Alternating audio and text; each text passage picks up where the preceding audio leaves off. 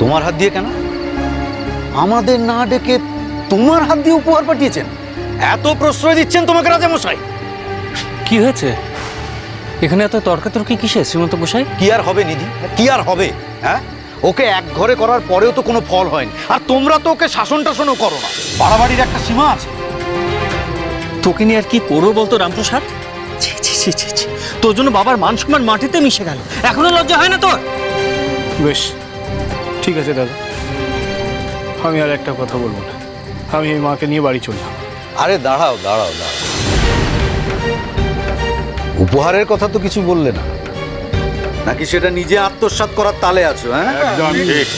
তাই বেশ, আমি তবে সেই নিয়েও কিছু বলবো না। আর আপনাদেরকে কেনই বা বলবো? ওই গ্রামের চণ্ডী মণ্ডপে গ্রামের সকলকে ডাকুন, সবাই এলে সবার সামনে আমি বলবো যে মহারাজ কি উপহার পাঠিয়েছেন, আর সেই উপহার আমি ভাগ করে দেবো, নাড়া দেবো।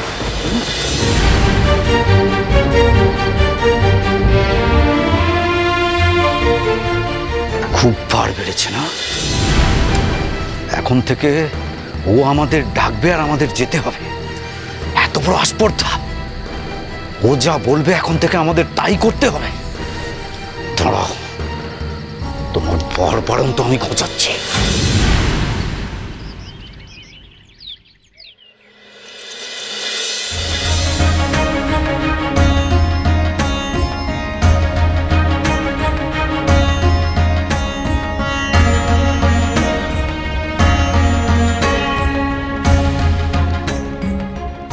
মা,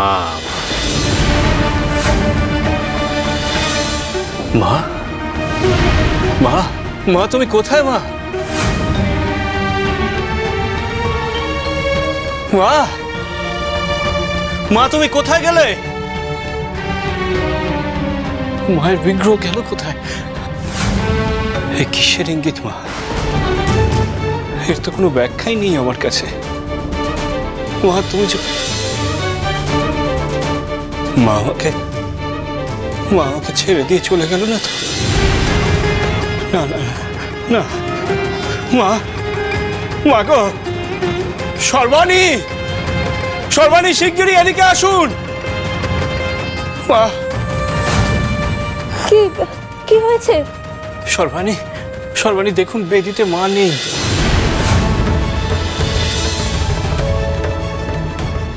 হে ভগবান, মা কোথায় গেল?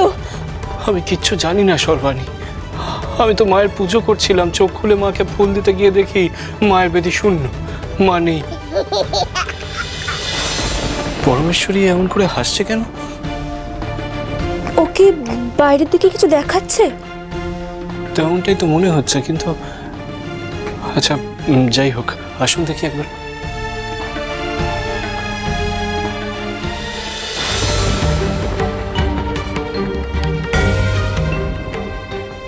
ওই তো, ওই তো, এই তো, এই তো, এই তো মায়ের বিগ্রহ। সর্বাণী, পুজোয় বসার আগে অবধি মায়ের বিগ্রহ ছিল ওই বেদির উপরে ঠাকুর ঘরে, তা এখানে এলো কেমন করে? কিন্তু একটা জিনিস আপনি লক্ষ্য করেছেন সর্বাণী? কি? মায়ের দৃষ্টি বাইরের দিকে। হ্যাঁ তাই তো, মা মুখ ফিরে আছে কেন? আপনি কি মাকে নিয়ে গেছিলেন বলে মা রুষ্ট হয়েছে? না না না না, তা কেমন করে হয় সর্বাণী? আমি তো মায়ের ইচ্ছা অনুসারে মাকে নিয়ে গেছিলাম। তাহলে অন্য কোনো কারণ হতে পারে? না না না, অন্য কোনো কারণ নয়। নাহলে আমি মাকে যখন ফের বাড়িতে এনে ওই বেদিতে প্রতিষ্ঠা করলাম, মা তখনই কোনো ইঙ্গিত দিতেন, কিন্তু কই, মা তো তা দেন। তাহলে এরকম হওয়ার কারণটা কি? আমার মন বলছে মা নতুন কোনো ইঙ্গিত দিতে চাইছে, কিন্তু মায়ের মুখ বাইরের দিকে কেন? মা, মা গো, তুমি কি তবে আর এই বাড়িতে থাকতে চাইছো না মা?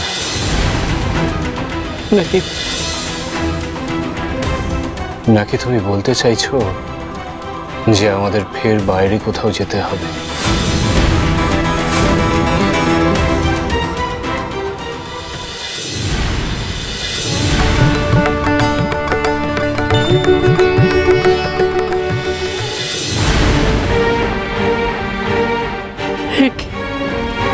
তোর ছিঁড়ে গেল কেন?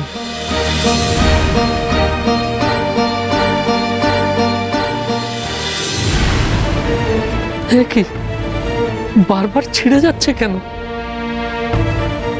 কাঠামো যদি সময় মতো তৈরি করতে না পারি তাহলে মায়ের মূর্তি গড়ে তুলতেও তো দেরি হয়ে যাবে। ভগবান, যে কি বিপত্তি হলো! কি হলো গো তোমার? তুমি খুব চিন্তিত বলে মনে হচ্ছে। মায়ের কাঠামো যে কোনোভাবেই বাঁধতে পারছি না গো। সে কি? সে আবার কি কথা? হ্যাঁ গো, এমনটা আগে কখনো হয়নি। চিন্তায় হাত পা ঠান্ডা হয়ে যাচ্ছে। সামনেই তো কাঠামো পুজো, ঠাকুর গড়তে না পারলে পুজো হবে কি করে? আচ্ছা বেশ, আমি না হয় তোমায় ঠাকুর গড়তে সাহায্য করছি। তুমি পারবে? চেষ্টা করেই দেখি না।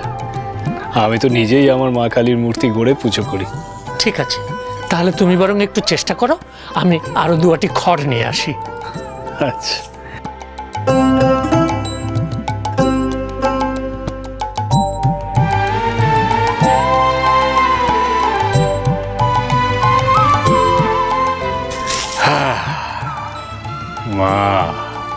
মা গো, কালী কালী বাপু হারিনি।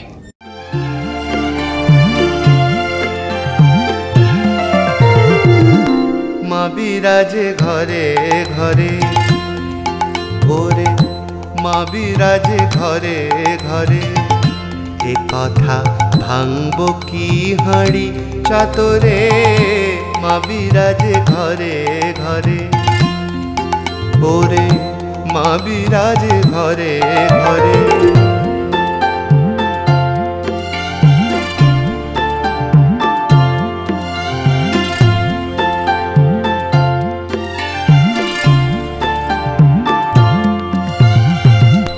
ভৈরবী ভৈরব সঙ্গে, শিশু সঙ্গে কুমারী রে, ভৈরবী ভৈরব সঙ্গে, শিশু সঙ্গে কুমারী রে, যেমন অনুজ লক্ষণ সঙ্গে জানকী তার সমীভ্যারে, মা বিরাজে ঘরে ঘরে, এ কথা ভাঙব কি হাঁড়ি চাতরে, মা বিরাজে ঘরে ঘরে, ওরে মা বিরাজে ঘরে ঘরে।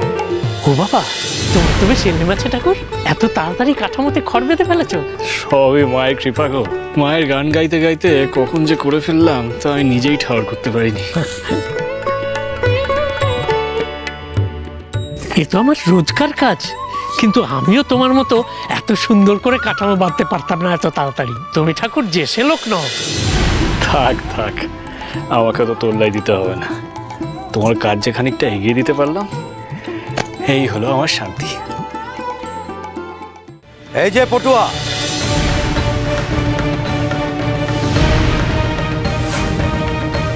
কি হলো? তুমি কি মূর্তি বানানোর কাজ ছেড়ে দিলে নাকি? না না শ্রীমন্ত মশাই, না না, কিন্তু তোমার হাবভাব দেখে তো তাই মনে হচ্ছে। তোমার কাজ অন্য লোকে করছে। শ্রীমন্ত মশাই, এই বিষয়ে আপনারা ওনাকে কিছু বলবেন না। আমি বলেছিলাম ওনাকে যে সাহায্য করবার কথা। এখানে তো ওনার কোনো দোষ নেই। উনি মূর্তি গড়তে জানেন। কত তাড়াতাড়ি কত যত্ন নিয়ে মায়ের কাঠামোতে খড় বেঁধেছেন দেখুন। বাহ বাহ বাহ বাহ। তাহলে তুমি আজ থেকে ওই রামপ্রসাদের ভরসায় সব কাজ নেবে, তাই তো? ঠিক আছে ঠিক আছে, তোমার কাছে তাহলে আর কেউ বায়না টায়না কিচ্ছু নেবে না। ভালোই হলো, ভালোই হলো, পুরো বিষয়টা জানা গেল। তুমি আজ থেকে অন্য কাজ খুঁজে নাও। কি বলছেন কথা মশাই? আমি গরিব মানুষ, আমার সঙ্গে এরকম অন্যায় ব্যবহার করবেন না। এমন একটা সামান্য ব্যাপারে আপনারা ওনার সাথে এমন কেন করছেন শ্রীমন্ত মশাই? এই আমি কি তোমার সঙ্গে কথা বলছি? কেন বারবার আমাদের কথার মাঝখানে ঢুকছো? কিন্তু আমি তো কেবল। চুপ! একদম চুপ।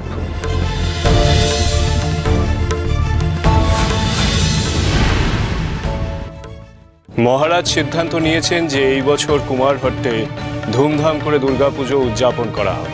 দুর্গাপুজো হবে, কিন্তু সেন পরিবারের কেউ এই পুজোতে অংশ নিতে পারবে না। পুরো সেন পরিবারকে গায়ে এক করে করা হলো। এই গায়ের আমরা একমাত্র বদ্যি পরিবার। আমরা গায়ের জন্য নতুন বৌদ্ধ খুঁজে এনেছি। এই অবস্থার জন্য দায়ী আপনার ওই মেজো ছেলে রামপ্রসাদ। রামপ্রসাদ সোম থেকে রবি প্রতিদিন বিকেল 5:30টায় স্টার জলসায় ও ডিজনি প্লাস হটস্টারে।